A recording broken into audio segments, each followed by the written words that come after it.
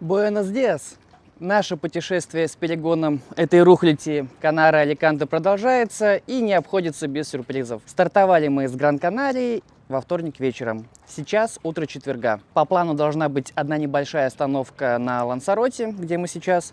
Но сколько она продлится, неизвестно. Как я говорил в первом видео, островные работники, откуда мы начали путешествие, должны были устранить проблему с мотором. Но несмотря на то, что они занимались ремонтом целых 3 недели, ни хера они не сделали, и проблема так и не была устранена. Сейчас ждем механика с местной Марины и что он скажет по ремонту.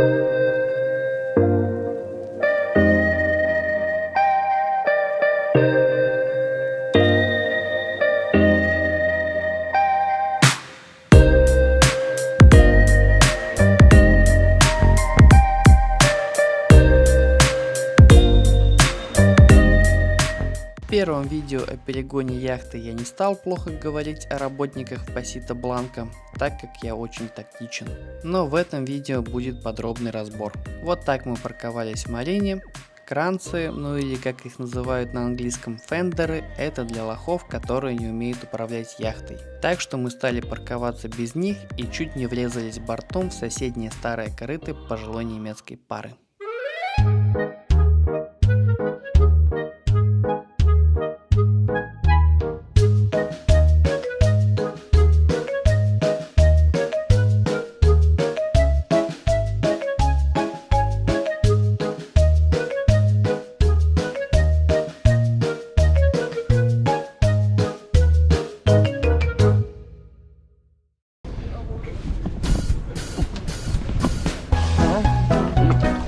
Fucking this.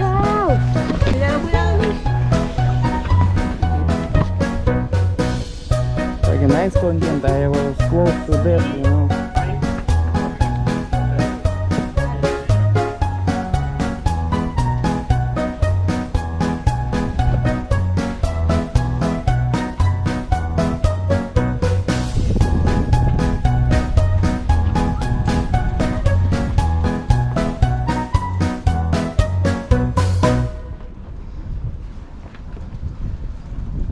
Почему-то люди любят вот такие узлы, которые очень долго развязывать.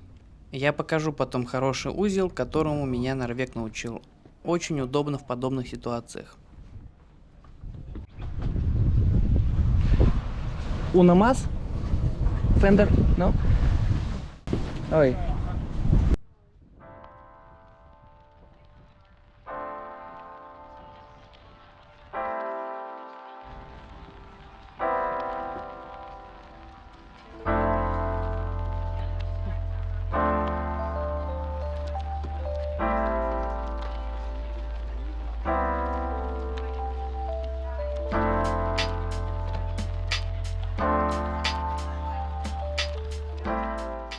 Идем в Марина офис оформляться.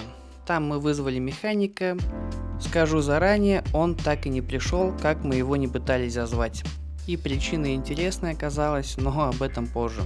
Пару слов о Марине. Называется она Марина Лансарот. Стоимость за яхту 10 метров, 16 евро в день. Скидка нормальная начинается от полугода. В целом мне эта Марина понравилась. Она находится прямо у центра города. Буквально 15-20 минут пешком. Мы потом в нормальном супермаркете закупились продуктами и довезли все пакеты на такси буквально за 5-6 евро. Очень дешево для Испании. Из интересных лодок я там видел вот такой вот старый деревянный корабль. Если кто знает, как этот тип судна называется, черканите, пожалуйста, в комментариях. Буду признателен. Может быть, это каравелла. Также вот такой вот катамаран, Джимини называется, он мне очень нравится из-за компактности. И еще вот такое чудовище. Наверное, его делали как реквизит для съемок водного мира. Мне кажется, это все самопал. Пребывает он в очень печальном состоянии, и если так все будет продолжаться, я думаю, что он скоро пойдет ко дну.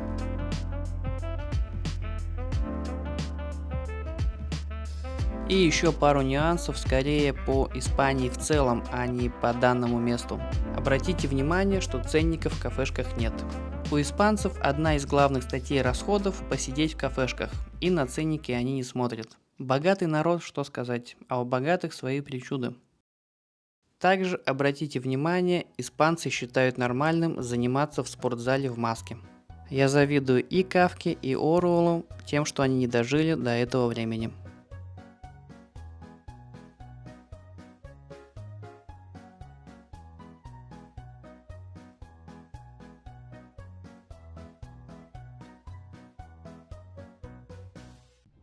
Итак, вернемся к проблеме с яхтой. Механика мы так и не дождались, хоть он по телефону в испанском стиле говорил, что обязательно заглянет к нам маньяна, то есть завтра.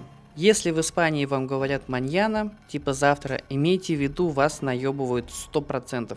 Это древняя традиция у местных. Солнечные дети. Выяснилось позже, что на острове всего 3 механика. Пришлось ремонтировать двигатель самим, хотя бы до состояния, чтобы дойти до Аликанте, так как там уже есть хоть какая-то, но цивилизация. Ремонтники из Пасито Бланка, про которых я уже говорил в первом видео будет в подсказке, по факту не сделали нихуя.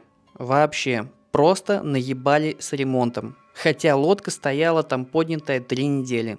На острове не было никого, кто бы их контролировал, а по телефону они очень грамотно отмораживались. Ждут детали, еще что-то. По факту они не сделали ничего, просто обманули с ремонтом. У двигателя была проблема с потерей охлаждения и что он протекал. Эти проблемы как были, так и остались. И помимо двигателя они не устранили другую проблему, о чем подробно в следующем видео. Лодка просто чуть не пошла ко дну среди океана.